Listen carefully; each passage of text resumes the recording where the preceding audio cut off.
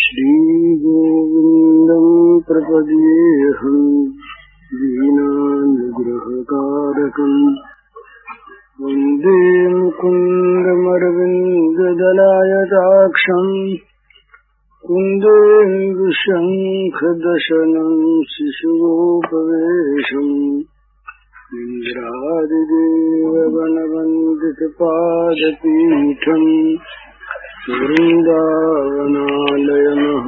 वसुदेवसूनम् नवजलधरवर्णं चम्पकोद्भासिकरणं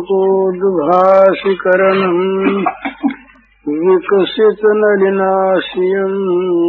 स्फुरन् मन्दहास्यम् कनकरुचिदुकूलं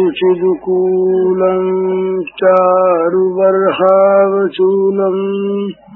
कमपि निखिलसारं नौमि गोपीकुमारम् विभूषितकरान्नवनीरदाभात् पीताम्बराजरुणबिम्बफलाधरोष्ठात् पूर्णेन्दुसुन्दरमुखादरविन्दनेत्रात् कृष्णात् परं किमपि तत्त्वमहं न जाने। श्रीहरिः। तो श्रवण है ये क्रिया का मूल। तो श्रवण यदि असत हुआ, सुनने की चीज अगर बुरी हुई तो जीवन बुरा हो जाएगा। इसलिए बुरे श्रवण से निरंतर बचे। श्रवणौ कथायाम हस्तौ च कर्मसु मनस्तव पादयोर्न। हाथ भगवान की सेवा कर्म में लगे। हाथों के द्वारा ऐसा कोई काम न हो जो विषय सेवन का हो और जो पर अहित का हो। हाथों के द्वारा भगवान की सेवा बने। और मनस्तव पादयोर्न, ये मन हमारे पास बहुत बड़ा खजाना है। न मालूम इसमें कितने कितने कल्पों की, कितने कितने जन्मों की कितनी बातें भरी हैं, कितने संस्कार भरे हैं। हम वाणी से मौन भी रह गए और मन से मौन नहीं रहे। मन हमारा निरंतर विषयों को ग्रहण करता रहा, चिंतन करता रहा, तो जीवन ठीक बनेगा नहीं। तो मनस्तव पादयोर्न, मन जो है ये नलकूबर मणिग्रीव कहते हैं, प्रार्थना करते हैं भगवान से कि हे भगवान, मन आपके चरणों में ही हमारा लगा रहे, चरण कमलों की स्मृति में रम जाए। भगवत चरणारविंद के अतिरिक्त दूसरे किसी विषय के लिए मन में स्थान न रहे। ये साधना की उच्च भूमिका। लेकिन पहले पहले लगाने का प्रयत्न करे, मन को भगवत चरणारविंद में लगावे। मने ममता की वस्तु भगवान के चरण बना ले, सेवन की वस्तु भगवान के चरण बना ले और परम धन भगवान के चरणों को बना ले। भगवत चरणारविंद ही हृदय में रखने योग्य हैं, बाकी हृदय में रखने योग्य कुछ नहीं। बाकी तो सारा मल है। बाहर से हम धो पोंछ कर साफ हो जाएं, बड़े स्वच्छ बन जाएं, सुंदर कपड़े पहन लें और अंदर हमारे मल भरा रहे। अरे किसी पाखाने की दीवार को सजा दिया जाए, खूब बाहर से सजा दिया जाए, लीप पोत दिया जाए, चित्रकारी कर दी जाए, सुंदर बना दिया जाए और अंदर का मल साफ न किया जाए तो क्या होगा? बाहर की सजावट से कुछ नहीं बनता।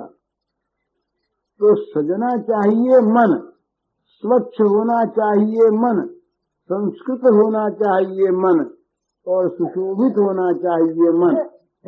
तो जगत का कूड़ा करकट, ये भोग चिंता, ये जब तक मन में भरी है और जब तक हमें स्मरण होता है भोगों का, तब तक मन में हमारे मल भरा है। तो मन को ऐसा बनावे, भगवान से प्रार्थना करे कि भगवान कृपा करके इस प्रकार का मन बना दे कि जिस मन के द्वारा भगवान का ही स्मरण हो, भगवान के चरणों में मन जाकर रम जा। यही जो प्रेमी जन हैं उनका तो ये स्वरूप होता है। प्रेमी जन के पैरों हृदय में भगवान चल रहते हैं। इसका बड़ा एक स्थूल उदाहरण है। इसमें श्री राधा के रूप की व्याख्या नहीं होती, बहुत मोटी बात है, क्योंकि ये राधा नहीं बहुत बहुत लोगों में हो सकती है, पर ये मोटी स्थूल भक्ति वालों के लिए स्थूल बात राधा में आरोपित करके बताई गई ने। ये एक समय के बाद भगवान द्वारिका से ये ग्रहण पर स्नान करने के लिए पधारे तीर्थ में, तो उसी समय वहां पर श्री गोपांगनाएं नंद बाबा, यशोदा मैया इत्यादि भी गए। तो गए तो वहां पता लगा कि ये श्री राधा जी आई हैं, तमाम गोपांगनाएं आई हैं। तो द्वारिका की पटरानियों की बड़ी इच्छा थी कि हम उनके दर्शन करें, क्योंकि ये द्वारिका में जब तक कभी बात चलती श्री गोपांगनाओं की, राधा जी की, तो भगवान वो प्रेम विह्वल हो जाते, उनके रोमांच हुआ था, प्रेमाश्रुपात होने लगते और वे आनंद में भर जाते, विषाद करने लगते उनके वियोग का। तो श्री रुक्मिणी आदि पटरानियां, सत्यभामा आदि देखती क्या बात है, इनमें क्या चीज है, हमारे में क्या नहीं, कुछ बताते तो है नहीं ये, तो क्या बात है। तो इनकी बड़ी इच्छा थी कि कभी मौका लगे तो हम दर्शन करें उनके। तो श्री कृष्ण ने कहा आज की भाई रुक्मिणी से कहा, सत्यभामा जी से कहा, ये सब ब्रजवारी लोग आए हैं, उनके साथ शायद राधा जी भी हों, गोपांगनाएं भी हों, तो तुम लोग दर्शन कर लिया तुम्हारी इच्छा हो तो ये भगवान की पत्त महिषियां पटरानियां दर्शनार्थ गए डेरे पर। सत्यभामा जी, इनको बड़ा अभिमान था, अपने सौंदर्य गर्भ का बड़ा अभिमान था, ये गई। सबने देखा राधा जी के चरणों की वंदना की, भक्ति भाव, इनमें ईर्ष्या नहीं, इनमें किसी प्रकार का चाह नहीं, बड़े भक्ति भाव से, ये हमारे प्राण प्रियतम की प्रेयसियां हैं, तो बड़े भक्ति भाव से उन लोगों ने चरण वंदना की। राधा जी के उस अप्रतिम विग्रह को देखकर सत्यभामा जी मूर्छित हो गई, जागी, बड़ी सेवा की और फिर उनको किसी प्रकार अपने यहाँ लेवा के लाई। रुक्मिणी जी आई, सभी उनकी सेवा में लग गईं। सेवा हो गई, संध्या का समय हुआ, वो अपने डेरे पर लौट गई, अपने डेरे पर रह गईं। रात्रि का समय, भगवान श्याम सुंदर शयन कक्ष में पधारे, पलंग पर सोए। नित्य का नियम था, रुक्मिणी जी नित्य आती, भगवत चरणारविंद में प्रणाम करती, प्रणाम करने के बाद आज्ञा लेती, चरण दबाती। जब श्याम सुंदर सो जाते तब ये जाकर अपना सो जाते। आज जब चरण दर्शन करने के लिए आई तो चरणों के दर्शन किए और देखा कि भगवान के पद तल में, पैरों के तलुओं में फाले पड़े पड़े फफोले हो रहे हैं, बड़े बड़े फफोले हो रहे हैं। बड़ा दुख हुआ रुक्मिणी जी को, ये क्या हो गया, कहीं आग पर पैर रखा गया, आग पर तो कहीं पैर रखा नहीं गया, कहीं गए नहीं, बीमारी तो कभी इनके होती नहीं, क्या हो गया, क्या बात है। दुखी हुई, विषादग्रस्त हो गई। भगवान तो सब जानते ही थे। पूछा, रुक्मिणी जी उदास क्यों हो? मेरे महाराज पैर में फफोले हो गए, ये कैसे हो गए, बड़ी पीड़ा होती होगी। बोले नहीं, ऐसे ही हो गए, कोई बात नहीं। बोले महाराज मैं ये योग्य हूँ, बताने के लायक हूँ, अधिकारी हूँ, तो बताइए क्या कारण है। तो बात बदल दी। बोले नहीं ऐसे ही हो गए, तुम लोग गई थी ना वहां पर, बात तो वही कहते हैं, बदली नहीं। तुम लोग गई थी वहां आज? बोले हाँ महाराज गई थी। देखा उनका भाव, बोले उनका बड़ा विचित्र भाव है, वे तो नाम सुनते ही गदगद हो गई। जब देखा कि हम लोग गई हैं तो वे हम लोगों के चरणों पर गिरने लगी, और न मालूम उनके भाव कितने ऊंचे। हम तो उनको देख देख करके और विह्वल हो गए, अपने को धिक्कार देने लगी। तो कहा फिर उनको लाई भी अपने यहाँ? बोले हाँ हाँ लाई थी, उनकी सेवा की, सत्कार किया। बोले फिर वो हैं कि गई? बोले शाम को वो लौट गई, खिलाया पिलाया, भोजन तो उस समय तैयार हुआ नहीं था, दूध सबको पिलाया, दूध पिलाया। बोले कैसा दूध था? बोले महाराज गर्मा गर्म दूध था, उसमें केसर डाली और कस्तूरी डाली, बड़ा सुंदर दूध रहा, गरम गरम दूध उन्होंने पिया, जाड़े के मौसम थे।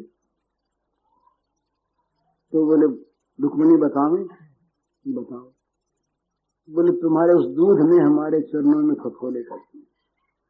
महाराज दूध तो वहां था, आप यहाँ फफोले चरणों में कैसे दूध कर लगा कैसे? अरे वो दूध राधा ने पिया ना, गरम गरम दूध था जलता हुआ, राधा ने तुम्हारी दी हुई चीज की उपेक्षा की नहीं, वो पी गई। और उसके हृदय में रहते निरंतर मेरे ये चरणारविंद,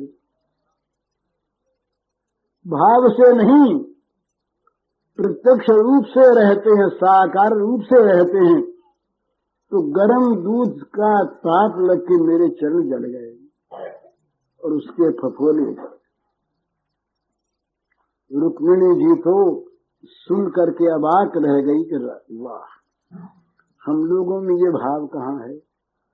ये बहुत ऊंची बात नहीं है। राधा जी का स्वरूप तो इससे कहीं कहीं ऊंचा, अनिर्वचनीय अचिंत्य। तो भगवत चरणारविंद का ही मन में सदा के लिए विराजित हो जाना, भगवत चरणारविंद के अतिरिक्त मन में कुछ रहे ही नहीं, ये है मन की वास्तविक सुंदर स्थिति। तो मनस्तव पादयोर नः, ये प्रार्थना करते हैं नले कुंवर और मणिग्रीव के भगवान हमारी वाणी आपके गुण कथन में लगे, वाणी गुणानुकथने, हमारे कान आपके लीला कथा श्रवण में लगे, श्रवण कथायाम हस्त उच्च कर्म सो, हाथ आपकी सेवा में लगे और मन आपके चरणों में ही, चरणों की स्मृति में ही, चरणों में रम जाए, वहां से हटे नहीं। और शिरस्तव निवास जगत प्रणामी, और सिर जो है ये जगत में आपको देखकर, आपके श्री विग्रहों को देखकर और आपके स्वरूपभूत आपके भक्तों को देखकर उसी के दर्शन में लगे। हमारी आंखें जो है ना, ये विषयों को देखने के लिए बड़ी लालायित रहती हैं महाराज। किसी मंदिर में भी हम जाते हैं तो मंदिर में भगवान की मूर्ति में भगवत भाव नहीं देखते, श्रृंगार देखते हैं। किसके यहाँ श्रृंगार कैसा है? जिसके यहाँ श्रृंगार ज्यादा है वो तो बड़ा सुंदर, और श्रृंगार नहीं है, केवल प्रेम के आंसू बह रहे हैं, उस मंदिर में भीड़ नहीं रखती प्रेम पर। तो हमारी आंखें विषय दर्शन में इतनी प्रवीण हैं, वो जहां तहां केवल विषयों को देखना चाहती है। किसका कपड़ा कैसा है, किसका मकान कैसा है, किसका गहना कैसा है, ये नहीं देखते किसके हृदय में कितना भगवत भाव है। जिसके हृदय में भगवत भाव है वो दर्शनीय है, उसकी चरणों की धूल दर्शनीय है। ये ब्रज गोपिकाओं के पास था क्या? हिरनियां थी, लेकिन ब्रह्मा जी ने, उद्धव जी ने आकांक्षा की कि इनके चरणों की धूल हमारे सिर पर पड़ती रहे। देवत्व की आकांक्षा नहीं की उद्धव ने आकांक्षा की जड़त्व की, जड़ वृक्ष बन जाएं और उनकी चरण धूल पड़े तो क्या बात। उनके मन में भगवान बसे। तो हमारी आंखें भोगों को देखती है और भोगों की ओर बड़ी ललचाई आंखों से देखती है। भोगों की ओर देखने में चित्त की प्रवृत्ति होती है और भोग दिखाए जाते हैं, बड़ी सजाओ। सजावट करो। जितने प्रदर्शन होते हैं ना, प्रदर्शन सद्भाव नहीं हुआ करते। सद्भाव जो हैं इनके प्रदर्शन नहीं होते तो जीवन में उतारे जाते हैं और दिखाए जाते हैं, जो वो भोग ही दिखाए जाते हैं। उनमें श्रेणी का भेद होता है, कोई जरा उच्च श्रेणी के भोग होते हैं, कोई अत्यंत निम्न श्रेणी के। पर भोग दर्शन में हमारी आंखें बहुत डूबती हैं। तो नलकूबर मणिग्रीव तो इस बात के सब अनुभवी थे ना। उनकी वाणी लगी रहती थी असत चर्चा में, उनके गान लगे रहते थे बुरे गीतों के श्रवण में, उनके हाथ लगे रहते थे भोग सेवा में, उनके मन में निरंतर रहती थी भोग वासना, और वे उनकी आंखें निरंतर देखा करती थी भोगों को।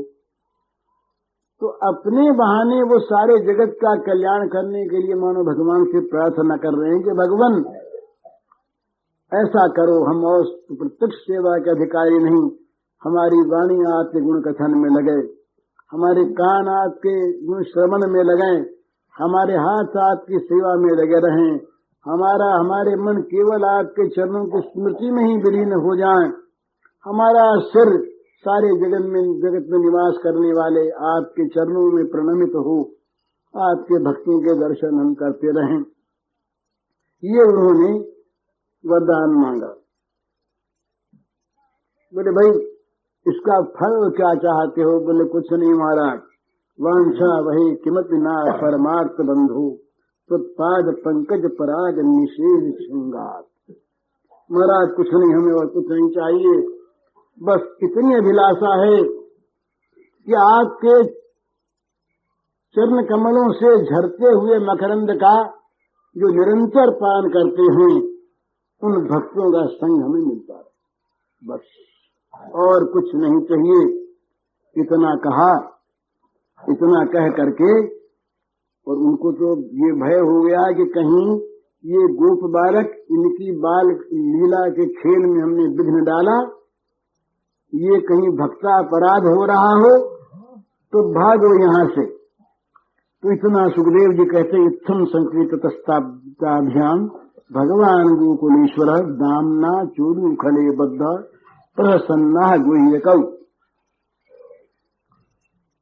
अब भगवान जो तक बाल लीला माधुर्य में संलग्न थे, अब तत्काल उनकी जो ऐसी शक्ति, लीला शक्ति, ऐश्वर्य शक्ति, वो मानो तुरंत जाग उठी, तुरंत जाग उठी। और भगवान जरा भी डोरी खींचने की देर है, लीला शक्ति ने उसी समय वो लीला मंच की डोरी खींची, पर्दा हट गया, यवनिका दूसरी आ गई। नाट्य होता है ना, तो डोरी खींची कि दूसरा पर्दा आ गया, दृश्य बदला। और वे शैशव लीला में निमग्न रहे श्री कृष्णचंद्र, वो क्षण भर के लिए अब मानो ऐश्वर्य के तट पर आगे आगे अपने भक्तों के महिमा का गान करने के लिए और अपने श्रीमुख से कुबेर पुत्रों को कुछ आदेश देने के लिए और उनके कानों में अपनी वाणी का अमृत भर देने के लिए और उनकी निरंतर की वांछा पूर्ण कर देने के लिए भगवान के अधरों पर हंसी आ गई और भगवान बोले। भगवान हंसी आने का एक कारण ये भी कि आज ये अनोखा मिलन है जो इतिहास में कभी नहीं। हमेशा भगवान मुक्त रहते हैं और बद्ध जीव भगवान की स्तुति किया करते हैं, भगवान से प्रार्थना किया करते हैं। ऐसा होता है ना, बद्ध जीव भगवान के से प्रार्थना करते हैं और भगवान मुक्त रहते हैं। आज भगवान बद्ध हैं, उखल से बंधे हैं, पेट बंधा है और ये जीव आज मुक्त हैं, वृक्षत्व से मुक्त हो गए, स्तुति कर रहे हैं। इस विपरीत अवस्था को देख करके भगवान को मुस्कुराहट आ गई कि देखो आज ये विचित्र स्थिति है। तो भगवान ने कहा उनसे भगवान मुस्कुराकर बोले, श्री भगवान उवाच ज्ञातम् मम पुरैवेत दृशिनाम् करुणात्मनाम् यत् श्रीमदान्धयोर्वाग्भिर्विभ्रंशोऽनुग्रहकृतः साधूनाम् समचित्तानाम् सुतराम् मत्कृतात्मनाम् दर्शनान्नो भवेद्बन्धः पुंसोक्ष्णो सवितुर्यथा तद्गच्छतम् मत्परमौ नलकूबरसाधनम् संजातो मयि भावो वामीक्षितः परमो भवः। भगवान मुस्कुराकर बोले कुबेर पुत्रो सुनो, मैं पहले ही जानता हूं इस घटना को, बहुत पहले से मैं जानता हूं। तुम जो थे ये श्रीमदान्ध थे, धन के मद में चूर हो रहे थे, धन के नशे में तुम अंधे थे। तो तुम पर कृपा करने के लिए,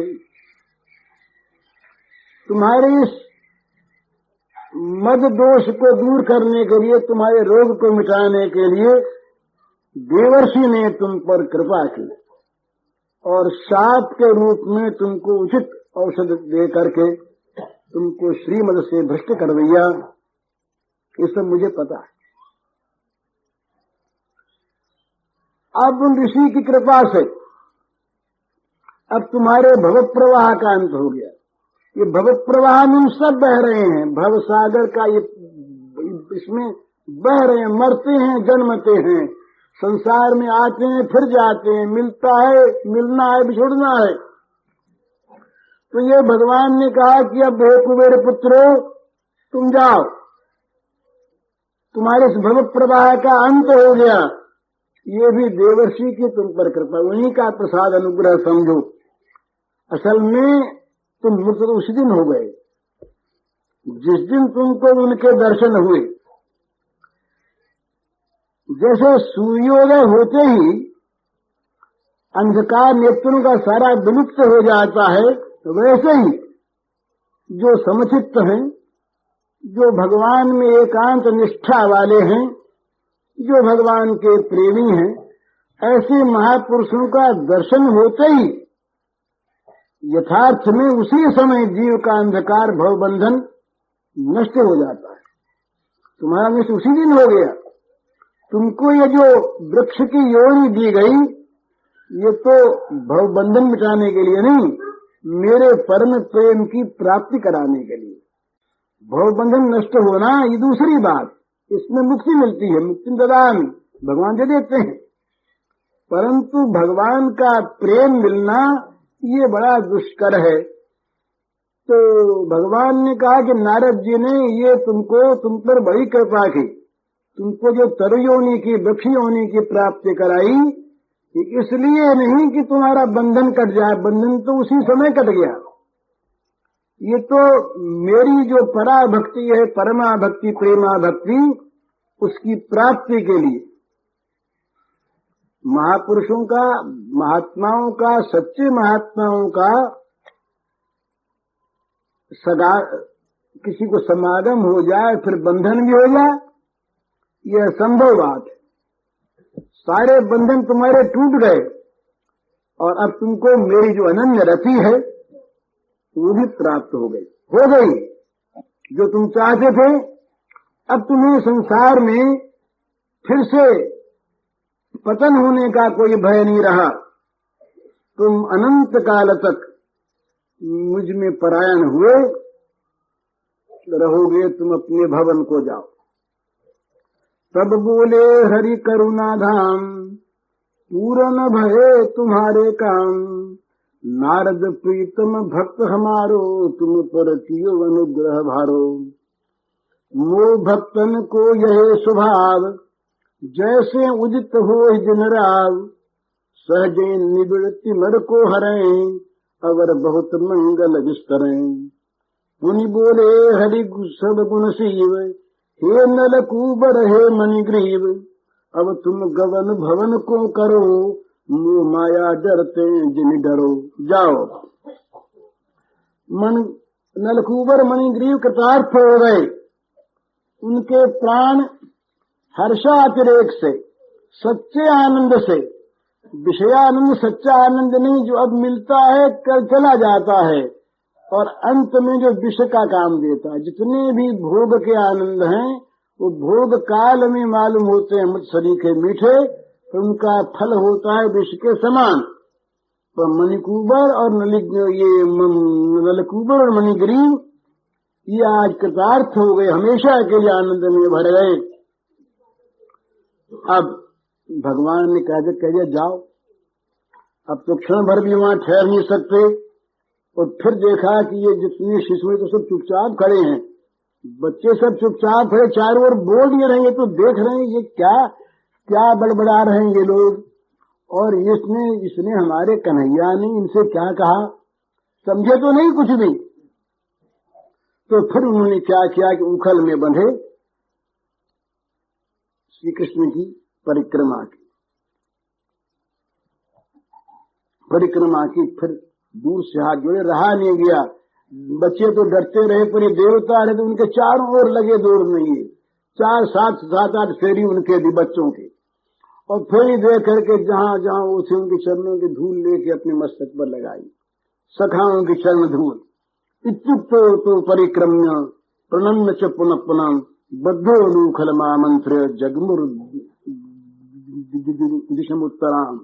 ये प्रकार गुह्यक दुओ प्रवचन निवधारी वीर वीर दंडवत कई उत्तर दिशा से धारी।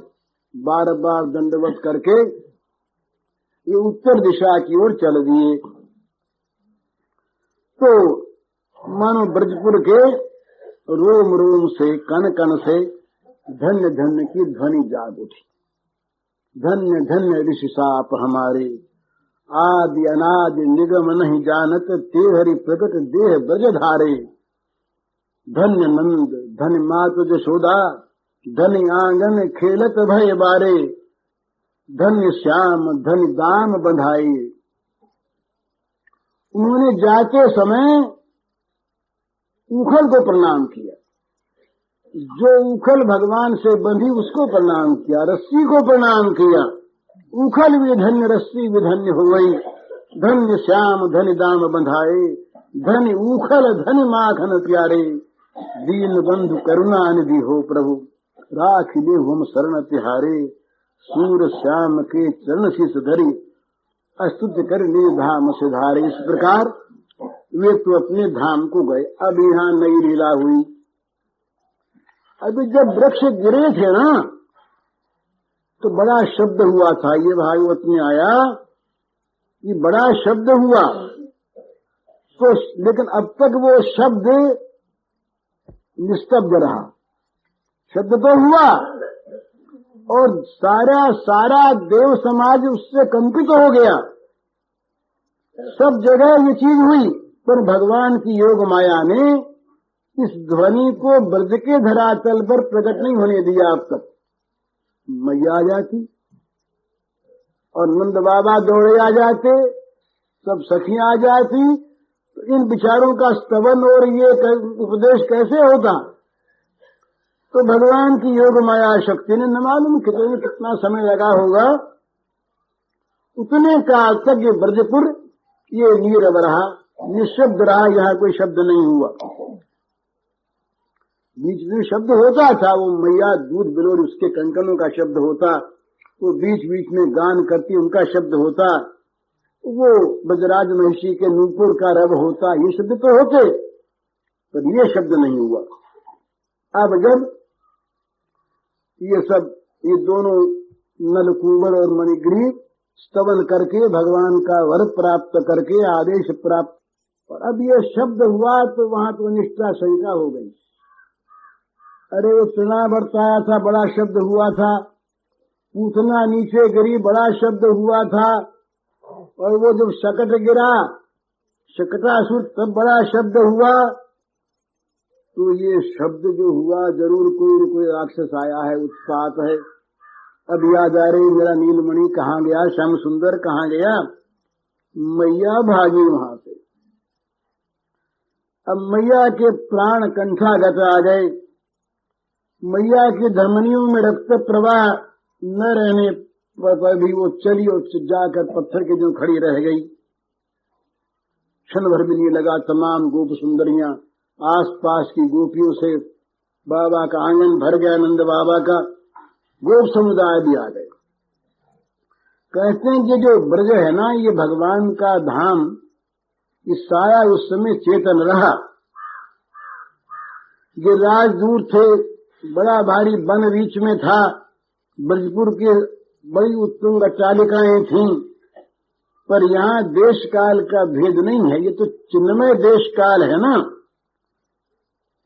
चाहे जब संकुचित हो जाए और चाहे जब विस्तृत हो जाए, तो नंद बाबा और ये गोपों ने वहां ये रब सुना, ध्वनि सुनी, तो ये जो प्रांगण, ये जो बीच का वन बड़ा विस्तृत था, ये संकुचित हो गया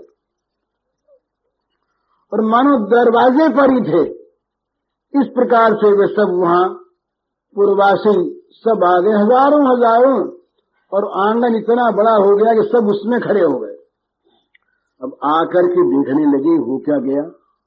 अरे ये तो वृक्ष पड़े हैं टूटे हुए, इतने लंबे वृक्ष, न मालूम हमारे बाप दादों के किस युग के वृक्ष थे, और बड़े ये मजबूत रहे, इनकी जड़ तो कभी खोखली हुई नहीं। तो ये टूटे कैसे, ये घटना हुई कैसे? चित्त विभ्रांत हो गया। भूमिया मुदित तत्र ददृशुर्यमला जनौ ब्रह्मस्तद विद्याय लक्ष्यम पतन कारणम। ये 11वां अध्याय प्रारंभ हो गया। गोपानंद दया नंदादय श्रुत्वा दुर्मयो पततो रवम तत्रा जग्मु गुरु श्रेष्ठ निर्घात भय शंकता। इन नंदादि गोप जो वहां गए हुए थे, ये वृक्षों के गिरने की जो ध्वनि हुई उसको सुन करके सब के सब भय शंकित होकर कि श्याम सुंदर कुछ हो न गया, वो भागे और तत्काल आ गए और देखा आकर के वृक्षों को गिरे हुए, तो बड़ा विस्मय हुआ। गिरे कैसे? ये इतने बड़े वृक्ष, आंधी आई नहीं, तूफान आया नहीं, बिना वातम बिना वर्षम विद्युत प्रपतनम बिना हस्तकृतम दोषम केने में उपातितो दुर्मऊ। बड़ी गिरा दिए किसने? तूफान आया नहीं, बड़े जोर की आंधी आई नहीं, वर्षा हुई नहीं, अकस्मात बिजली भी बहुत जोर की नहीं गिरी, और कोई मछुआरे हाथी भी नहीं आए जो गिरा देते झकझोर कर। ये घटना घटी कैसे? गिराया तो किसने गिराया? बड़ा अब उनके मन में ये तो आता नहीं कि ये किसी यहाँ के किसी की करतूत होगी, पर ये देखा कि बच्चे खड़े हैं और बच्चों के मन पर डर नहीं है। बच्चों के, शिशुओं के मुंह पर मुस्कुराहट है।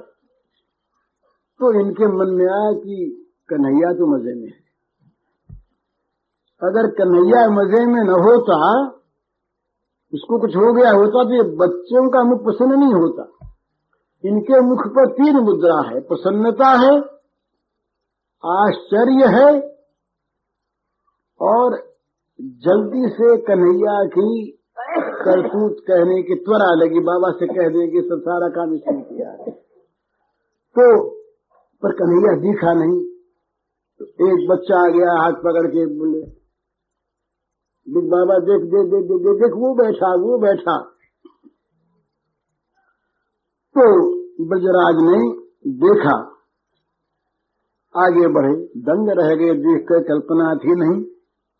अनुपम झांकी, नई झांकी, कमर में पेट में रस्सी बंधी और रस्सी से पीछे उखल बंधा, और अपने घुटनों को दोनों हाथों को पृथ्वी पर टेके, घुटनों को दोनों हाथों को पृथ्वी पर टेके, कभी जरा सी उखल को खींच लेते हैं और कभी फिर थक कर फिर बैठ जाते हैं। इस प्रकार की मुद्रा में भगवान को देखा, और देखा इनके नेत्रों में भय बढ़ा। डर लगा कन्हैया को कि मटका फोड़ दिया था, सारा दही बहा दिया, मक्खन सारा बंदरों को बांट दिया, अनर्थ हो गया। अब मैया ने तो डांटा ही था, मैया ने कहा था कि तेरे में बल है तो भाग, देखे कहाँ जाएगा। ये कहा था मैया ने जाते समय कि तेरे में ताकत है तो जा भाग, मैं तुझे बांध देती हूँ। अब बंधा तुम्हें बाबा आगे ये कहीं डांटने लगे तो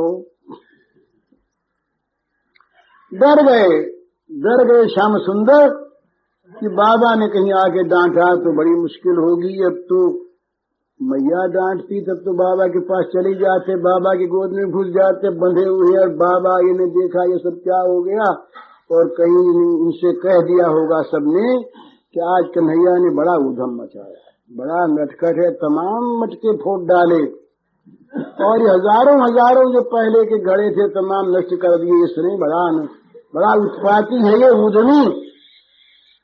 तो डर गए। श्याम सुंदर को इस रूप में देख करके नंद बाबा के मन में आया, इससे कुछ कहना नहीं, ये बच्चा कहीं डर गया और ज्यादा भागवत ने अपने उनके मन में स्नेह उमड़ा कि बच्चा कहीं और डर गया, इसके मन में कहीं और भय हो गया तो न मालूम बीमार हो जाएगा। अरे भय से बीमारी होती है, तो कहीं बीमार हो जाएगा तो बड़ी मुश्किल होगी। तो बाबा कुछ बोले नहीं, उनसे आगे बढ़े, और आगे बढ़ करके बाबा ने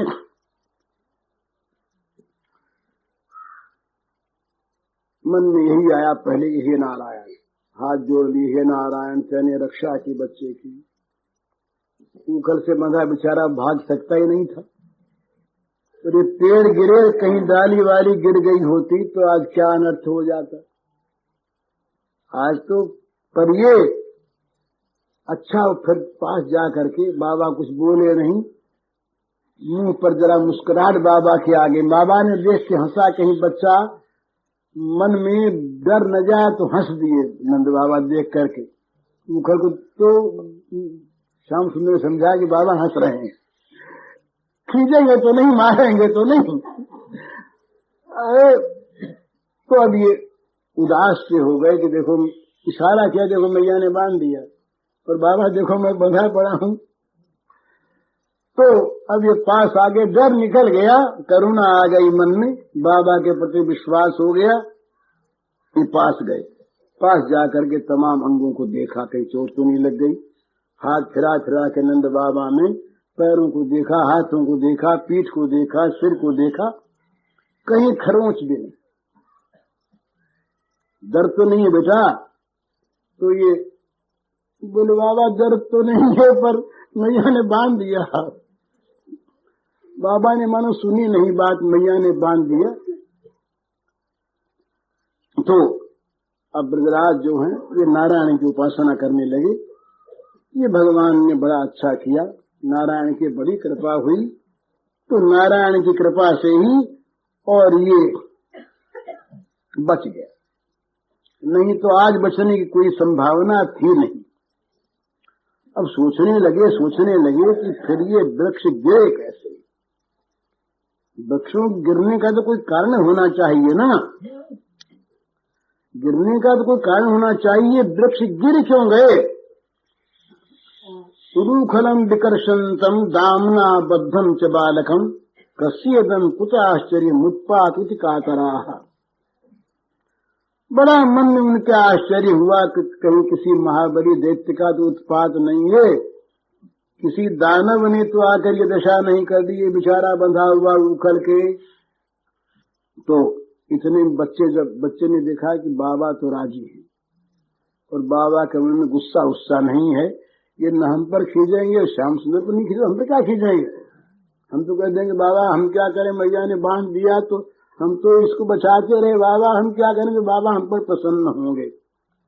तो एक बच्चा आया, बच्चे ने आगे बाबा की चादर खींचा, बोले बाबा सुन, हमारी तो सुन। कहा क्या बात है? बोले ये हम तो खड़े ही थे यहाँ पर, तुम ये पूछ रहे हो पेड़ कैसे उखड़े, तुम लोग सब बात कर रहे हो खड़े यहाँ पर, ये वृक्षों किसने उखाड़ा? ये तो हमने देखा किसने उखाड़ा सो।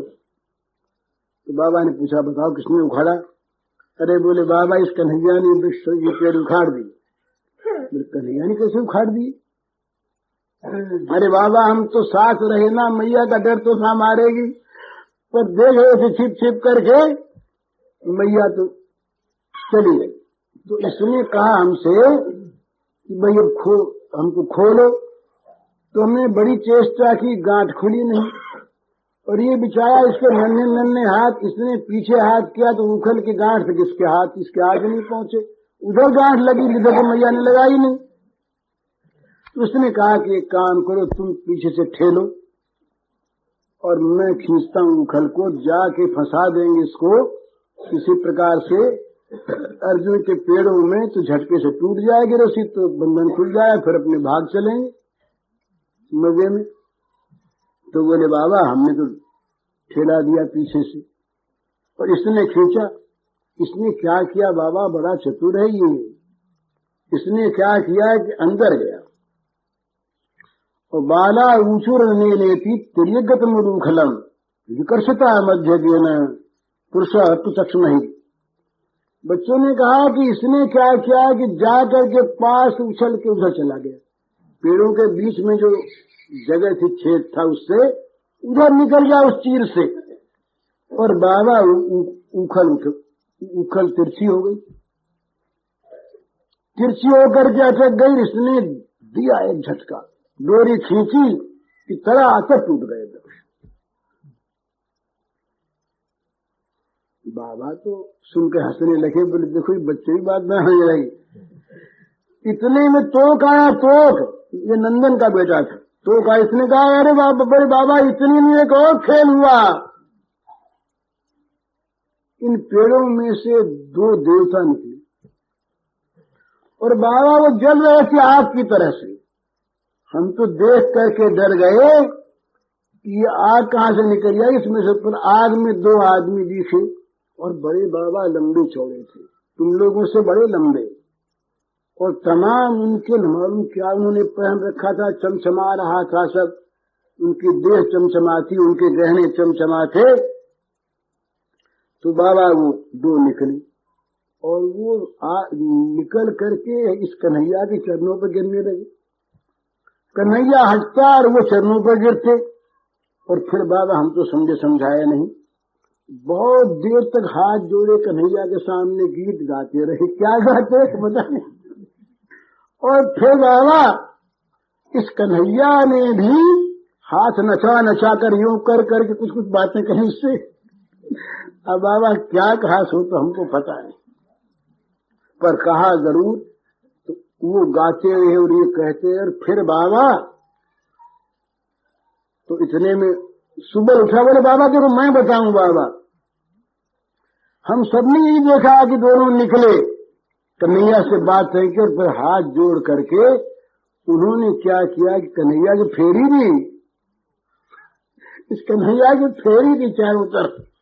हम लोग तो भागे, पर हम लोग डर गए तो कहीं पकड़ न ले हमको, तो हम खड़े हो गए तो हमारी फेरी देने लगे। वो हमारे फेरी दे दे करके। और फिर बाबा वो तो यहाँ की धूल ले लेकर के सिर पर डालने लगे। बाबा यहाँ की धूल ले लेकर के सिर पर डालने लगे। तो बाबा हम तो सब चकित हो गए कि ये कौन है, क्या तमाशा कन्हैया कर रहा है। कन्हैया तमाशा करना बहुत जानता है। तो उल्लास में भरकर जब बच्चे यूं, अब बच्चों के मन में न भय है न आश्चर्य है, उनके मन में ये बात तो आई ही नहीं कि ये कोई श्री कृष्ण भगवान का ऐश्वर्य है। वो भगवान तो मानते हैं, सखा है ये हमारा, ये देवता होता न मालूम क्या चीज है, देवता में नाम ही नहीं सुना, किसी ने बता दिया। तो श्री कृष्ण के बल से कोई वृक्ष उखड़े हों, ये बात उन बच्चों के मन में नहीं थी, उनके कोई आश्चर्य नहीं था और न उनके मन में भय था। वो तो समझ गए कि ये तो भैया ऐसे ही करता, ये क्या उखाड़ता है। कुछ ब्राह्मण देवता आए थे वहां पर, वो याज्ञिक लोग कुछ आए थे।